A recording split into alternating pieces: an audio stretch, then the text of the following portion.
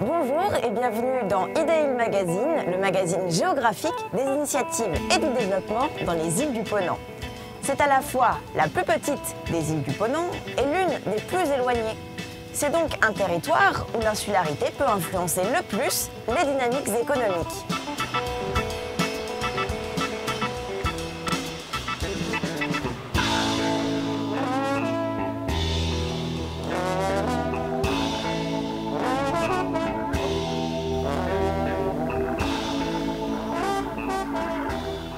L'île de Sein appartient au département du Finistère.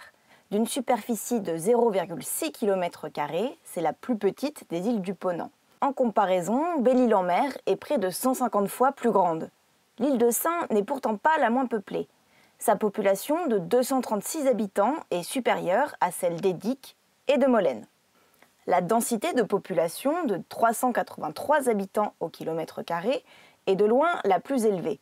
Le temps de trajet entre l'île et le continent d'environ 1 heure est l'un des plus longs. Elle est desservie par une seule rotation quotidienne, dans le sens continent-île-continent, ce qui ne permet pas aux Sénans de faire l'aller-retour dans la journée. Le bateau part d'Audierne. Il longe la pointe du Raz, une zone de la mer d'Iroise parsemée de nombreuses roches où de forts courants peuvent lever une mer agitée. L'île se situe sur la chaussée de Sein qui se continue vers l'ouest. C'est la prolongation de la formation granitique de la pointe du Raz sur près de 25 km. Ces hauts fonds rocheux constituent à la fois une zone de danger pour la navigation, balisée par le phare d'Armen, un habitat privilégié pour de nombreuses espèces marines et une protection contre les fortes houles du large. L'île de Sein est une île basse et plate. Elle se compose de différents îlots rocheux reliés par des cordons de galets. La zone habitée est groupée dans la partie la plus large et élevée qui culmine dans le secteur de l'église à 11 mètres au-dessus du niveau de la mer. Le quai nord et le quai sud, qui bordent le port, constituent le centre économique et social de l'île où la majorité des commerces se concentrent. À ces espaces ouverts le long de la mer répond un important réseau de ruelles qui dessert l'habitat très dense du bourg. En marge de la zone bâtie se trouvent des jardins potagers protégés par des murets. Le paysage de l'île est marqué par la présence de 2,6 km d'ouvrages côtiers qui protègent les zones urbanisées des risques de submersion et d'érosion.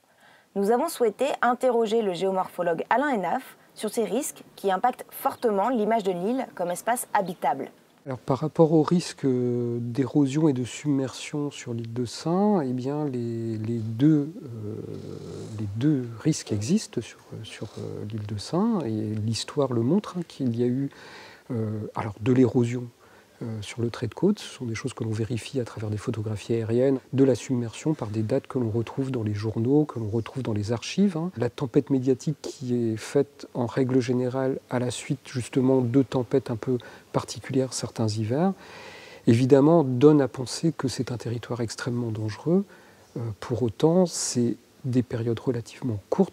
Au cours d'un hiver, le territoire n'a jamais été complètement inondé, au moins pour les archives que l'on connaît. L'élévation du niveau de la mer auquel on assiste actuellement eh bien, amène, a priori, enfin, selon les données que l'on a au niveau global, avec une élévation de l'ordre de 2 à 3 mm par an. C'est un phénomène que l'on peut prévoir, que l'on peut largement envisagé, et puis on a le temps de toute façon de le gérer. Les aménagements de défense contre la submersion et contre l'érosion de l'île ont un rôle à jouer puisqu'ils fixent le trait de côte. Ceci dit, ce que l'on connaît en géomorphologie, c'est que d'une manière générale, les structures naturelles sont bien plus efficaces d'une manière générale que les structures artificielles. Un cordon de galets, c'est une forme qui a cette capacité d'amortir l'énergie des houles, tout simplement parce que les vagues vont remuer du galet et donc perdre leur énergie de cette façon-là. Et en fait, les Iliens, jusqu'à présent, eh bien, ils reprenaient les galets, ils reconstruisaient les cordons de galets qui avaient pu être étalés. Alors c'est un travail qu'il faut réitérer à chaque nouvelle tempête, mais ceci dit, qui est certainement efficace. On s'aperçoit que ce trait de côte, il a très peu varié, sur une cinquantaine ou presque une centaine d'années, en tout cas, il a très peu varié de position. L'effort de protection contre la mer marque l'histoire du territoire de l'île de Sein avec l'aménagement de travaux défensifs tels que les digues maçonnées qui protègent le port. Bien qu'ils soient naturellement abrités, ces ouvrages ont permis de renforcer l'activité de pêche dominante dès le XVIIe siècle. elle s'est développée au XVIIIe siècle avec l'export de lieux et de congres salés, dont 12 tonnes étaient encore produites en 1902. Le XIXe siècle marque le début de la spécialisation dans la capture au casier de crustacés, homards et langoustes notamment. L'île de Sein attire alors de nombreux pêcheurs, sa population est en augmentation constante et atteint 1328 habitants en 1936. Cette période correspond à l'enfance de Nana Salin, née en 1929 à l'île de Sein. On était une famille nombreuse, hein, 8 frères et sœurs. Mon père était marin-pêcheur et ma mère ne travaillait pas. Vous savez, la part d'un matelot, quand la pêche ne donne pas, il n'y a pas de sous. Hein. Les commerçants étaient plus riches. Et on était contents quand un patron pêcheur qui gagnait bien sa vie nous prenait sur son bateau, quoi. Parce que tout le monde ne pouvait pas embarquer. Puis pour aller travailler sur un bateau, il fallait fournir aussi les casiers, les filets, tout ça. À Val-d'Ouar à Pesquet, comme on dit en breton, pommes de terre et poissons, c'était notre menu. La viande, c'était qu'une fois par semaine. Tout ce que vous voyez en friche maintenant, là, tout ça, c'était travaillé avant. C'était des pommes de terre qu'on plantait, quoi. Hein. Tous les légumes qu'il fallait, quoi. L'eau, c'était aussi un problème chez nous, hein. Il y avait des citernes. Alors on allait chercher, demander s'il vous plaît un seau d'eau rien que pour boire. Et alors on allait aussi au puits chercher pour faire la vaisselle et tout ça, quoi. Hein. On allait couper du goémon avec ma maman parce que nous on se chauffait au goémon. Vous savez, nous on connaissait rien d'autre sur le continent, donc on se trouvait bien chez nous, quoi. On s'amusait, on riait, voilà. On chantait évidemment aussi. La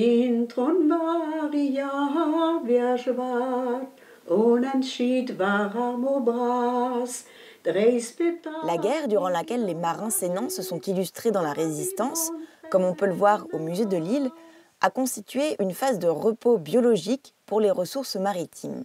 L'après-guerre constitue l'apogée de la pêche langoustière qui a attiré de nombreux pêcheurs continentaux, comme les pimpolets. Cette pêche, pratiquée durant les mortes eaux, permettait de bénéficier de la proximité avec la ressource abondante sur la chaussée de Sein, tout en contournant la contrainte de la conservation des produits et de leur acheminement jusqu'aux points de vente continentaux grâce au stockage en vivier. Robert Porsmoger travaillait ainsi auprès d'un mareyeur. Mon travail était sur les bibiers, là. Eh bien, je ramassais les araignées, les langoustes et les homards quand les gens avaient fini leurs 8 jours ou 10 jours de travail. Donc les bibiers dans le port là, étaient partagés en 3, mais moi je me rappelle, nous on avait 12 bibiers là, en gros 2 heures de temps, je chargeais 6 bibiers. C'était au moins 650 kilos d'araignées dans le vivier. Les caousses venaient de Saint-Servant à la voile pour chercher leur chargement ici. Et le chargement, il fallait compter entre 1,5 tonne et 2 tonnes de crustacés à bord. Hein. Et tout ça était vendu sur le marché de Rennes au kilo. Là, aussitôt que le bateau était vidé là-bas à Saint-Servant, que lui était déjà paré à revenir à l'île de Sein. Mais beaucoup trop de pêche, ça c'est pas bon non plus. Hein. Que tout le monde pêchait en gros dans le même coin, et puis plus ils pêchaient, plus ils mettaient des engins sophistiqués pour les pêcher, et puis c'est parti comme ça, quoi. Quand il y a eu plus de langoustes à Tébénec, ils sont partis à Ouessant, ils ont raclé les fonds à Ouessant. Avec l'épuisement de la ressource en crustacés, certains pêcheurs parviennent à maintenir une activité locale. Mais la majorité se reconvertit dans la marine marchande ou quitte l'île pour des zones de pêche où les ressources en coquilles Saint-Jacques abondent, comme la rade de Brest, puis la baie de Saint-Brieuc et Port-en-Bessin en Normandie. La population diminue peu à peu pour atteindre 202 habitants en 2009. Depuis, une dynamique démographique relativement positive se dessine avec l'installation de retraités et le retour de jeunes couples de sénants. Cette dynamique est cependant contrainte par la question du logement.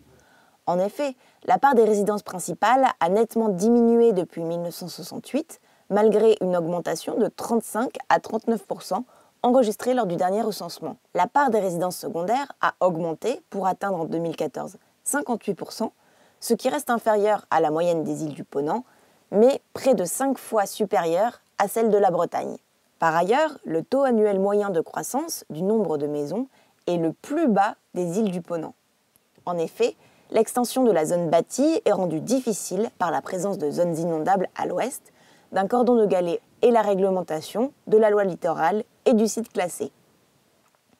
La problématique de la gestion de l'espace disponible est ancienne et se lit sur les façades de certaines maisons divisées en 2 propriétés. Elle est rendue plus délicate encore par l'absence de cadastre depuis 1836 et par l'extrême morcellement des propriétés dont ce document témoigne. Nous avons interrogé le maire sur ces dynamiques d'aménagement du territoire. Vous pourriez nous rappeler les points forts sur le plan géographique de l'île et les conséquences pour la gestion communale? L'île de Saint, c'est un tout petit territoire avec une population qui va de 100 habitants l'hiver à plus de 1500 l'été. Donc ça suppose effectivement des infrastructures importantes qui sont très peu utilisées que quelques mois de l'année, d'où des coûts de fonctionnement qui sont très, très, très forts. Est-ce que vous pourriez nous donner quelques opérations importantes? J'ai cru savoir qu'il y avait un partenariat avec le Conservatoire du littoral. Le phare de l'île de Saint qui est désarmé, il n'y a plus de gardien de phare. La municipalité s'est posé la question de l'acheter, puisqu'il est à vendre. Il y a beaucoup de travaux à faire. Déjà le coût d'achat, plus l'entretien, plus la rénovation, ce n'est pas à la portée des finances communales. Donc on a passé un partenariat, on est en train de passer un partenariat avec le Conservatoire du littoral qui prendrait l'immeuble et le mettrait en gestion sur la commune. En contrepartie, le Conservatoire se réserve la possibilité d'acheter des terrains. Et le bâtiment donc, du phare serait un logement, un gîte d'étape, des locaux pour des activités commerciales, peut-être un centre de recherche. On travaille là-dessus. On évoque souvent les questions d'énergie à propos de l'île de Saint et on voit qu'il y a des projets en cours et même certains qui sont réalisés. Alors l'île était alimentée en électricité par des groupes électrogènes, donc on avait 3 groupes électrogènes qui sont gros consommateurs de fuel. Et donc 1000 m² de panneaux photovoltaïques qui sont opérationnels, qui fonctionnent et qui nous permettent, par des journées comme aujourd'hui, de couper les groupes pendant 3-4 heures, voire plus. Et on a en projet donc la construction d'une éolienne pour arriver à peu près à 60-70% d'autonomie. Alors je crois que vous avez un groupe de travail qui réfléchit sur les perspectives économiques de l'île. On a mis en place un groupe de travail avec des personnes, des experts, donc on travaille sur ce que pourrait être l'île demain. Alors les réflexions qu'on a, c'est effectivement développer l'aquaculture. On travaille aussi sur des algues, le traitement des algues, on a ce qu'il faut aussi. Et on a en étude l'implantation d'une activité agricole. L'île de Saint compte aujourd'hui 26 entreprises. Parmi elles, 8% appartiennent au secteur primaire, 11% au secteur secondaire et 81% au secteur tertiaire. Ces activités de service sont principalement liées au tourisme, qui est essentiel pour l'économie insulaire. En 2016, sur les 36 457 passages aller-retour opérés par la Penarbed, 84% étaient des continentaux, 10% des résidents secondaires et 6% des insulaires. Parmi ces derniers, certains font des allers-retours sur le continent pour travailler. On compte ainsi 3 marins qui travaillent dans le secteur du pétrole, 4 qui embarquent pour des campagnes de pêche au large de plusieurs mois, 5 pêcheurs côtiers qui viennent travailler à l'île à la belle saison, un intermittent du spectacle et enfin 5 artisans du bâtiment. Parmi ces habitants et travailleurs intermittents, nous avons questionné Jean-Marc, pêcheur originaire de l'île de Saint, et sa femme Sophie, artisan peintre. On a une maison sur le continent, une maison sur Saint. La maison sur Saint, à la base, était prévue pour préparer la retraite. Et puis, en réalité, moi, je travaille de plus en plus autour de Saint. Donc, il y a une partie de l'année où je suis activement sur l'île de Saint. C'est de mars à novembre. La saison hivernale se fait plutôt en baie de Douarnenez. Après, le poisson se vend forcément en criée sur le continent. Donc, j'ai 2 ou 3 restaurants attitrés, là. Et ils aiment bien le produit local. Donc, du coup, je fais quelques ventes aussi sur le quai, là. Quand on n'est pas en vacances scolaires, c'est plus difficile, on va dire, pour elles, quoi. Du fait que moi, mon activité, j'ai pas de jour, j'ai pas d'heure, j'ai pas de week-end. Enfin, c'est le temps qui décide pour moi, on va dire. Je viens travailler là pendant les vacances scolaires, en fait, parce que Jean-Marc est toujours en mer, donc il faut gérer les enfants après le soir. Donc non, ma principale activité, c'est sur le continent. Après, les chantiers ici, oui, J'en fais quelques-uns, j'en suis quelques-uns. Et puis, mais voilà, en règle générale, c'est des maisons secondaires. Donc déjà, les gens ne sont pas forcément pressés en termes de délai. J'ai jamais envisagé, en tout cas, de ne pas travailler, ça c'est sûr.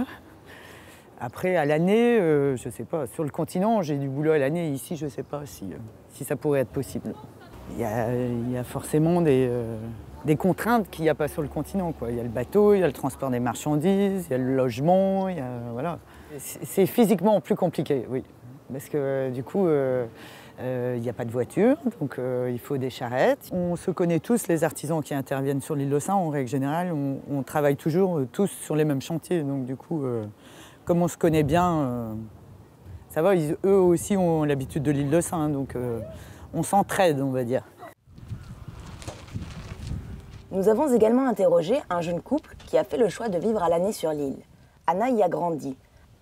Après ses études et expériences professionnelles sur le continent, elle est revenue s'installer avec Guillaume, un marin-pêcheur sénant ayant grandi à Port-en-Bessin, qui alterne 2 mois de mer et 2 mois sur l'île. Le fait que Guillaume puisse vivre sur l'île, moi à l'époque, au début qu'on était ensemble, j'étais sur Quimper. Et du coup, on m'a proposé un poste sur l'île de Sein en CDI. Et du coup, c'était l'occasion parfaite, quoi. Ouais, moi, dès que j'arrive ici, je sais pas, je déconnecte. Non, j'ai un petit bateau, donc je vais en mer et tout. Dès qu'il fait beau, là, c'est la belle vie, quoi. Moi, c'est le fait d'avoir toute ma famille ici, en fait. C'est ça. Enfin, moi, je suis née ici, donc pour moi, c'est normal, en fait, c'est mon environnement. Moi, je travaille en saison, du coup, dans un restaurant sur l'île. Donc, du coup, je travaille 9-10 mois par an. C'est les services, midi et soir, presque tous les jours. Voilà.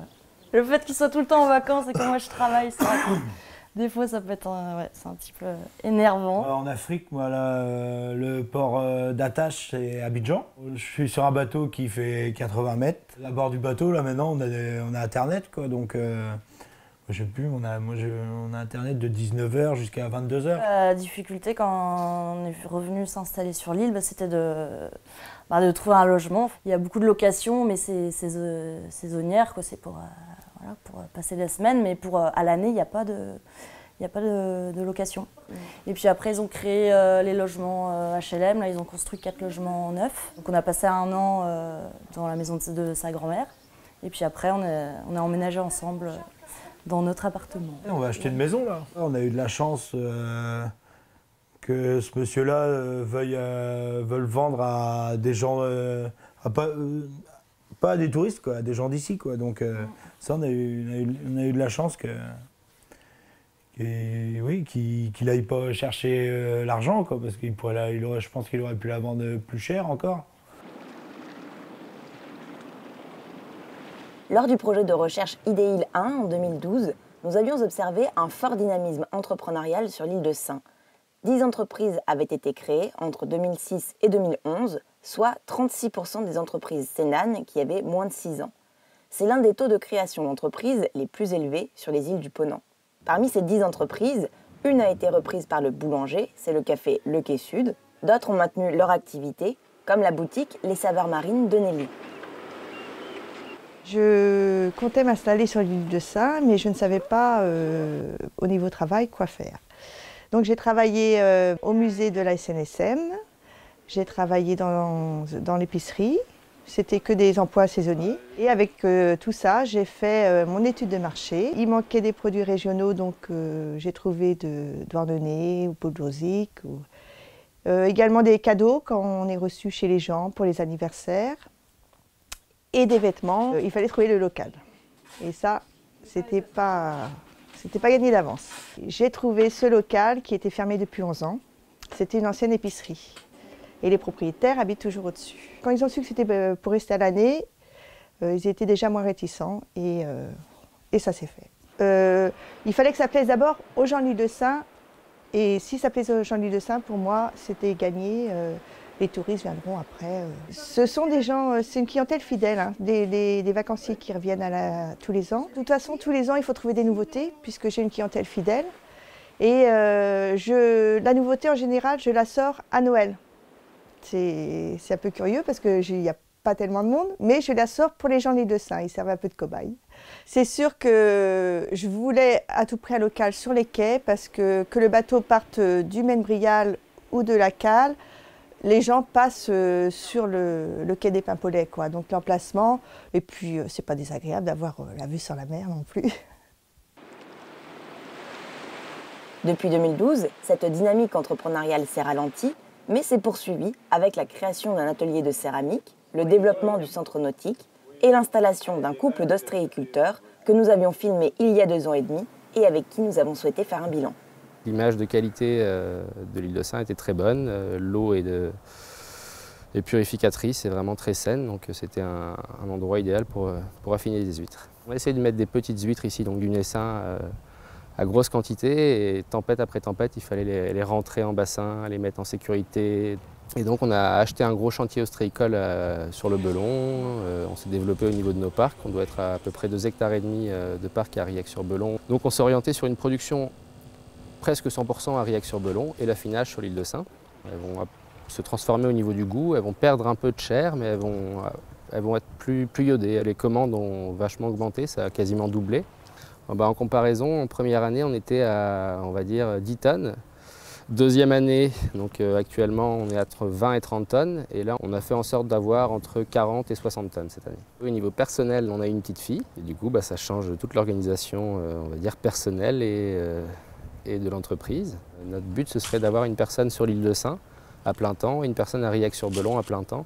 On a comme projet de prendre plus de surface de production sur l'île de Sein et de se développer dans d'autres élevages, élevage d'ormeaux, d'oursins, de pétoncles. Pour faire le point sur l'île d'aujourd'hui et de demain, nous avons posé 3 questions à chaque intervenant de l'émission. Quelle est la principale difficulté de l'île de Sein aujourd'hui?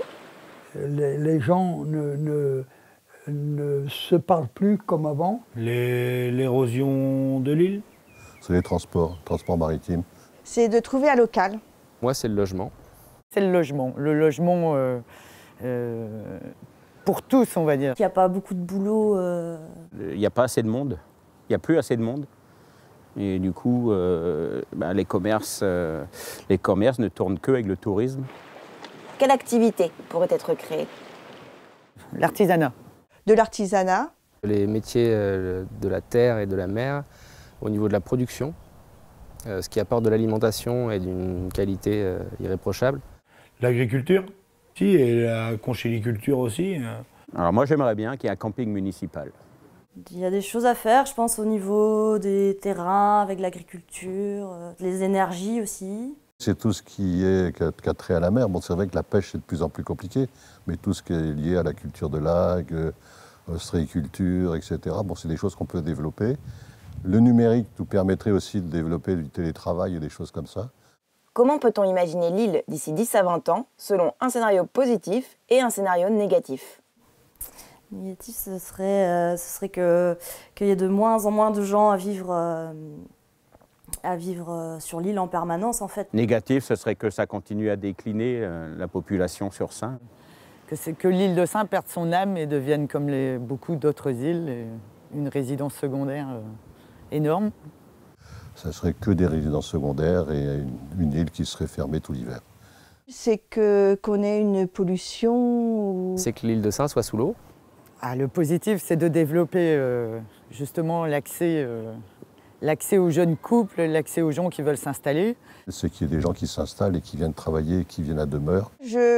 J'entends autour de moi plein de jeunes qui ont des idées. Après, il manque peut-être un petit peu de maturation, mais je pense que d'ici 10 ans, il va y avoir du changement et du bon.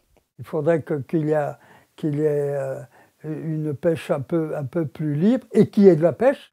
Ce serait que la langouste rouge autochtone revienne à foison et que seuls les gens de l'île de Sein puissent les pêcher. L'île de Sein sera toujours aussi dynamique qu'elle est actuellement, qu'il y aura toujours des jeunes, des moins jeunes, qu'on soit un mélange comme ça de population et puis qu'on vive toujours aussi bien. C'est la fin de cette émission à l'île de Sein. On se retrouve prochainement pour un dernier Idée In Magazine consacré à la mise en réseau des îles du Ponant. D'ici là, on vous laisse avec des images d'archives où s'exprime tout le sens de la fête et le goût du chant des Sénans. À bientôt! Tous les matins effeuillent les rêves pour nous donner un monde d'amour. L'amour c'est moi, l'amour c'est moi. Elle est rentrée de l'île de Saint. Elle est rentrée de l'île de Saint. Allumez tout d'un seul coup.